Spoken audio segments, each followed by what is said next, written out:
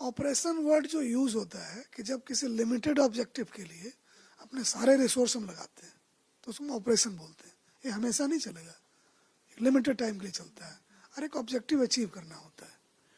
तो इस operation track down का जो नाम है सेल्फ एक्सप्लेनेटरी है कि जो लोग जो हैं हथियार बंद हैं और जिनका काम है कि हथियार दिखा के और अपना बदजुबानी से निर्दोषों को तंग करना, तो जो तो भाग रहे हैं उनको तो पताल से भी ढूंढ के लाना है इस 15 दिन के अंदर।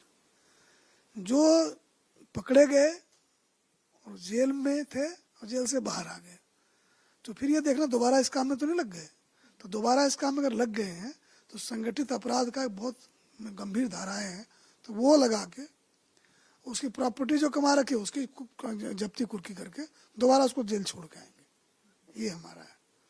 तो और उसके बाद जो है कि हर थाने को हमने कहा है कि टॉप 5 नहीं जी, अब मोस्ट वांटेड नहीं, 5 सबसे बदनाम जो अपराधी हैं उनकी लिस्ट बनाए, जिनके यहाँ कोई आना नहीं चाहता, जाना नहीं चाहता, कोई रिश्ता नहीं रखना चाहता है, उसके बाप शर्मिंदा उससे हैं, उनका जाति उनसे शर्मिंदा है, ऐसे 5 की लिस्ट थाने पर बनाई जाए।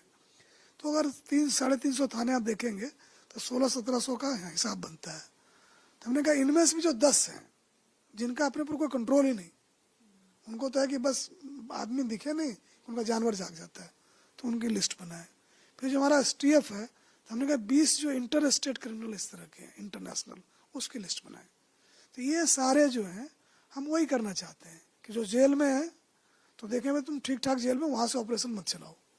जो जेल से बाहर हैं दोबारा धंधे मत फंसो, और जो भागे हुए हैं उनको पताल से भी ढूंढ के लावे, और जैसे कि जो जेल से उनकी हिस्ट्री सीट बनावे।